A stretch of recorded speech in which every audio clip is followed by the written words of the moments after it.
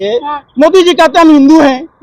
अब राम रमैया चादर ओढ़ लेते हैं, अब बीफ कंपनियों से चंदा खाते हैं, तो उस आदमी का हम क्या कह सकते हैं? जो अरे सुन लो यार, कहाँ के हिंदू? अरे भाई, हिंदू तो रावण भी था। एक बात बताइए, बीएचयू की छात्रा हिंदू थी कि नहीं थी? फर्रुखाबाद की जो पीड़िता थी वो हिंदू थी या नहीं थी? थी ना। जो उत्तराखंड में हुआ वो लड़की हिंदू नर्स जो थी हिंदू थी कि नहीं थी? तो कहाँ ये हिंदुओं के लिए बोला? इनका काम है राम नाम जटना, पराया माल अपना। ये तो जानकारी ले, इलेक्ट्रल बॉन्ड का लिस्ट देखना पड़ेगा, कहीं चंदा तो नहीं खाए हैं। जब पाकिस्तान से चंदा ले सकते, बीफ कंपनियों से चंदा खा सकते, जब डुप्लीकेट वैक्सीन बनाने वालों से चंदा खा सकते, पता नहीं उस घी वाले से भी खा लिया हो। झकमा रहने के लिए हिंदुओं ने उससे वोट लिया है। जब तुम हिंदुओं को सुरक्षा नहीं दे सकते हो, जवाब दो कि तिरुपति बालाजी में जानवरों की चर्बी से बनाई गई घी, मछली के तेल से बनाई गई घी में प्रसाद कैसे वितरित हुआ? अरे बेशर्मो, सत्ता के दलालों, साधु के बेस में लुटे रहे देश में ये भगवाधारी गुंडे हिंदू धर्म को तार तार करने वाले लोग हैं। ये वही भाजपाई है जो गंगाजल पर जीएसटी लगाने की कोशिश किया। ये वही भाजपाई है डबल इंजन की सरकार थी जिसने जितना मुगल बादशाह औरंगजेब के समय मंदिर नहीं टूटा, नरेंद्र मोदी और उत्तर प्रदेश के ढोंगिया प्रहलाद के राज में जो वेद पुराणों में वर्णित मंदिरें थी, उन मंदिरों को जमींदोज किया गया। हमारे आराध्य देवों को कूड़े करकटों में फेंका गया। जवाब दीजिए, बनारस के मंदिर क्यों टूटे? मस्त राम मस्ती में, आग लगे बस्ती में, इनको देश से कोई फिक्र नहीं। इनको सिर्फ पार्टी फंड में चंदा चाहिए। जाके देखिए, 3-3 टावर आरएसएस के बने हैं। पैसा कहाँ से आया भैया? इनके बाप दादाओं ने रिक्शा चलाया क्या? भाजपा का कार्यालय देखिए, भाजपा का सर्किट हाउस जाकर देखिए, पूरे देश में। अरे भाई कहाँ से? अरे आपके बाप दादा रिक्शा चला के पैसा दिए हैं भाजपा में?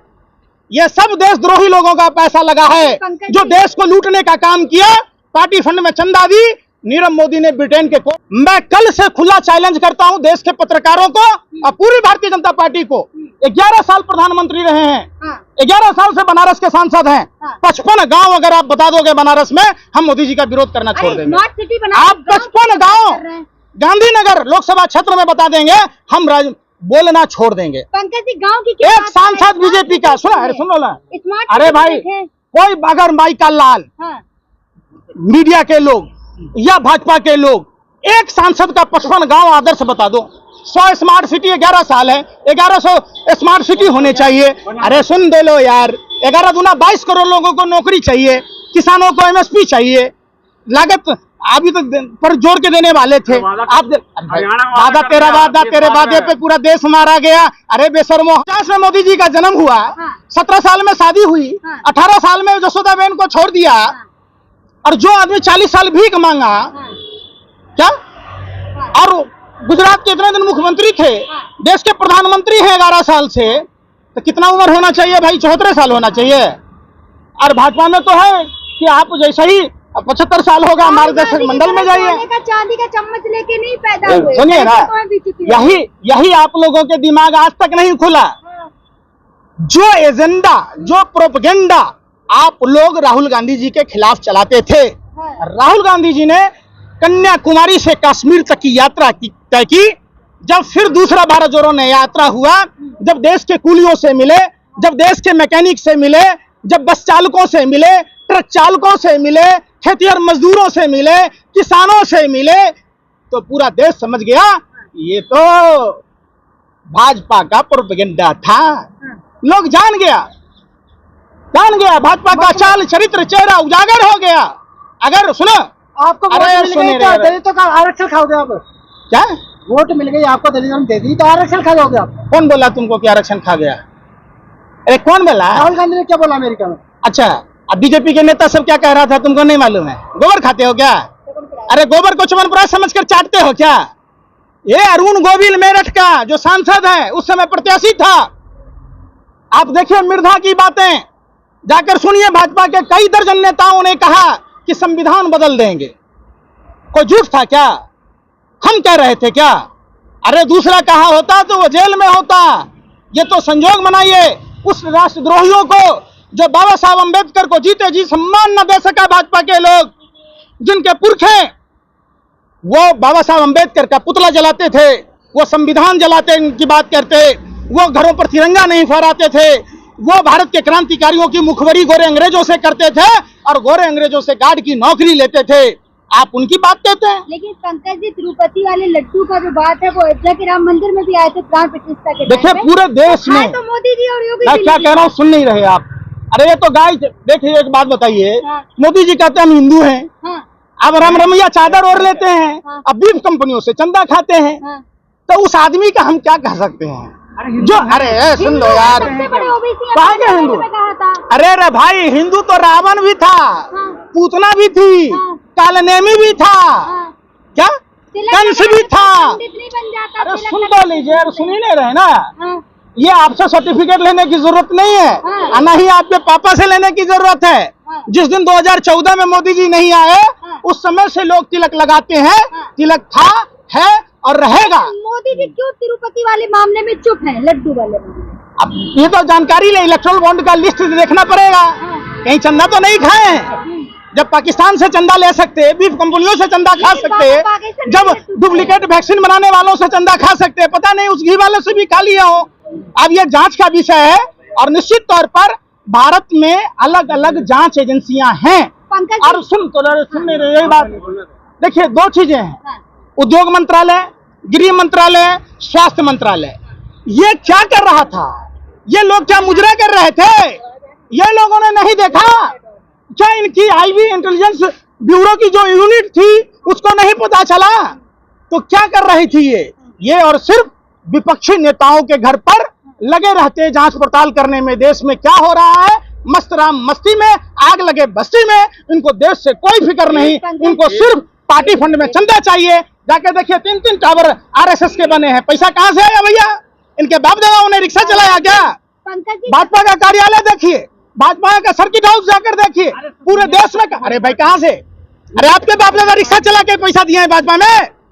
ये सब देशद्रोही लोगों का पैसा लगा है जो देश को लूटने का काम किया। पार्टी फंड में चंदा दी, नीरव मोदी ने ब्रिटेन में स्वीकार किया। ये डुप्लीकेट वैक्सीन बनाने वाली कंपनी जो 50 से 60 करोड़ रुपया भाजपा को दी थी, देश की आबादी 140 करोड़ है, एक आदमी पर वैक्सीन की कीमत क्या पड़ी ये देख लीजिए।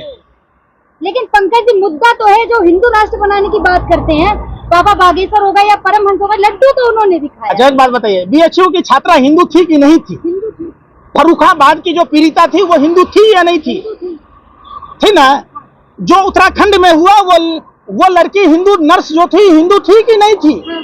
तो कहा हिंदुओं के लिए बोला? इनका काम है राम नाम जटना, पराया माल अपना, मुंह में राम बगल में छुरी। जनता को 2-2 सिलेंडर दे रहे हैं मुहर्रम और ईद पे। हाँ, यूपी में मिल रहा है। अरे तुम्हारा घर यूपी में है क्या? अरे मिल रहा है तुम्हें? कैसा से सरकार है? अरे राजस्थान में मिल रहा है। नहीं, मुसलमानों को देंगे कश्मीर में ईद और मुहर्रम में 2 सिलेंडर जी कह रहे हैं। देखिए ऐसा कोई सगा नहीं जिसको ये ठगा नहीं।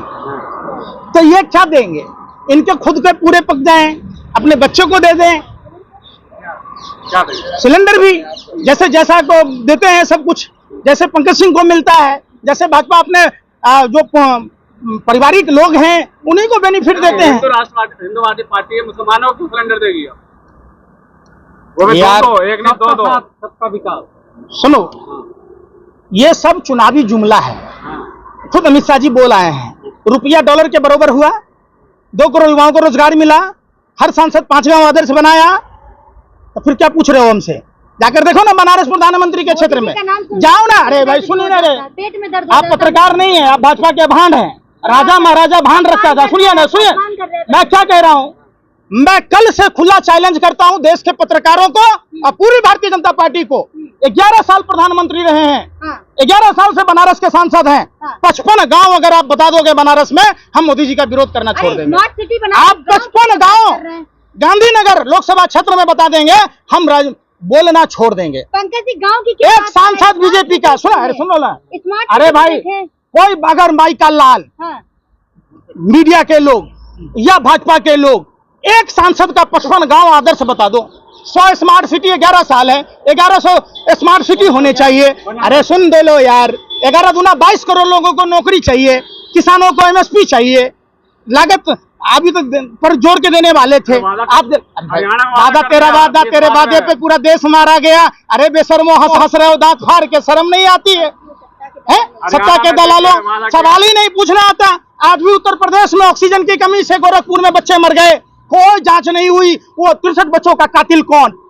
उत्तर प्रदेश के एक भी अस्पताल में बेड नहीं है, ऑक्सीजन नहीं है, दवाई नहीं है, एम्बुलेंस नहीं है, वो दिखाने की तुम्हारी हिम्मत नहीं है। अगर देश में मुसलमान न हो, अब बगल में पाकिस्तान न हो, तो न मीडिया के लोगों को खाना हजम होगा, न भाजपा के लोगों को। यही तो अब तुम्हारा व्यापार है। अरे यही तो तुम्हारा व्यापार है। अरे उसी नाम पर जीते हो। देश में मुसलमान, अब बगल में पाकिस्तान, इसी नाम पर जी रहे, रोटी सेक रहे। अरे भाई अस्पताल बनेगा हिंदुस्तान में तो हिंदुस्तान के लोग इलाज कराएंगे, पाकिस्तान का लोग नहीं कराएगा। क्या पाकिस्तान की चाबी टाइट कर रहे? आप अपने देश में देखिए, शिक्षा, स्वास्थ्य, रोजगार पर बात कीजिए, समाज कल्याण की बातें कीजिए, सरहदों की सुरक्षा कीजिए। लव जिहाद, भूमि जिहाद, अब लड्डू जिहाद आ गया। तुम लोग यही कहां से आते हो पर के? किरण जोशी भेजता है क्या क्वेश्चन? ये अरे पत्रकारों का ये काम है? क्यों बांट रहे हो देश को? धरती बांटा, सागर बांटा, मत बांटो इंसान को। इंसान को इंसान ही रहने दो। सभी धर्मों में यही सिखाया गया है, मजहब नहीं सिखाता, इंसान ही भगवान है। आप बताइए ना, उड़ीसा की घटना पर प्रधानमंत्री के मुंह से चुप्पी रहती है। उड़ीसा की घटना का जिक्र आप लोगों ने नहीं किया। आप लोगों का काम है कि जो पीएमओ से क्वेश्चन आता है, ये सारे देश की दलाल मीडिया के, दलाल पत्रकारों ने, गोदी मीडिया के लोगों ने उड़ीसा पर कोई खबर नहीं दिखाई, मणिपुर पर कोई चर्चा नहीं, कन्नौज पर कोई चर्चा नहीं, फर्रुखाबाद पर कोई चर्चा नहीं, बिहार में रेप की घटना हुई, कोई चर्चा नहीं। क्यों भाई? जवाब सीधे पत्रकार के ऊपर आ जाओ। अच्छा, उड़ीसा की क्या घटना है बताओ। आप पत्रकार हो, आपसे पूछ रहे हैं जवाब। अरे क्या जवाब है? आप महिला हो ना? उड़ीसा में क्या हुआ? पता है मुझे। क्या पता है? क्या पता है? आपने सवाल पूछा, क्यों नहीं पूछा? एक भी न्यूज चैनलों पर उस पर डिबेट नहीं हुआ। सोचिए, अरे सुन तो लीजिए, अरे सुनिए ना रे, आप लोग प्रधानमंत्री मुद्रा का कहते हैं, आप लोग गाते हैं, प्रधानमंत्री को मुद्रा पसंद है, वो मंगलसूत्र की बात कहते हैं, भैंस खोल लेने की बात कहते हैं, वो नफरती बात कहते हैं। उनका एक नेता उत्तर प्रदेश तो उत्तर प्रदेश, हरियाणा में जहां हिंदू बहुसंख्यक है, बटोगे तो काटे जाओगे। तो तुम क्या झक मराओगे? अरे तुम क्या झक मराओगे? झक मराने के लिए हिंदुओं ने उससे वोट लिया है। जब तुम हिंदुओं को सुरक्षा नहीं दे सकते हो, जवाब दो कि तिरुपति बालाजी में जानवरों की चर्बी से बनाई गई घी, मछली के तेल से बनाई गई घी में प्रसाद कैसे वितरित हुआ? जवाब दो। केंद्र में आपकी सरकार है। अरे बार सुन रहे, जगनमोहन रेड्डी किसके साथ था भाई? किसके साथ था? आप मीडिया के लोगों को शंखपुष्पी पीने की जरूरत है। प्रधानमंत्री, ये शरीर मान लो, लेफ्ट और राइट, कभी जगनमोहन रेड्डी साथ आ जाते हैं तो कभी चंद्रबाबू नायडू साथ आ जाता है।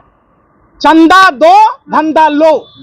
आप समझिए, देश में इतनी बड़ी, पाकिस्तान से चंदा ले लेंगे, बीफ कंपनियों से चंदा लेंगे, कोरोना वैक्सीन जो लैब में पास नहीं हुआ, जिससे लोग, देश के लोगों का ब्रेन हेमरेज कर रहा है, हार्ट अटैक कर रहा है, न जाने कौन कौन सी बीमारियां हो रही है, वैसी कंपनियां से चंदा खा रहे। तो क्या होगा? लेकिन प्रसाद तो मोदी जी ने भी खाया था। अरे सुन तो लीजिए ना, केंद्रीय स्वास्थ्य मंत्रालय क्या कर रहा था, भारत की खुफिया एजेंसियां क्या कर रही थी? एक कंपनी जानवरों की चर्बी और मछली के तेलों से घी बनाकर हिंदुओं के साथ, धर्म के साथ खिलवाड़ किया, और ये भगवा पहन के रावण कालनेमी की तरह वोट मांगते हैं। अरे बेशर्मो, सत्ता के दलालों, साधु के बेस में लुटे रहे हैं देश में। ये भगवाधारी गुंडे हिंदू धर्म को तार तार करने वाले लोग हैं। ये वही भाजपाई है जो गंगाजल पर जीएसटी लगाने की कोशिश किया। ये वही भाजपाई है जो डबल इंजन की सरकार थी, जिसने जितना मुगल बादशाह औरंगजेब के समय मंदिर नहीं टूटा, नरेंद्र मोदी और उत्तर प्रदेश के ढोंगी अपराधनाथ के राज में जो वेद पुराणों में वर्णित मंदिरें थी, उन मंदिरों को जमींदोज किया गया। हमारे आराध्य देवों को कूड़े करकटों में फेंका गया। जवाब दीजिए, बनारस के मंदिर क्यों टूटे?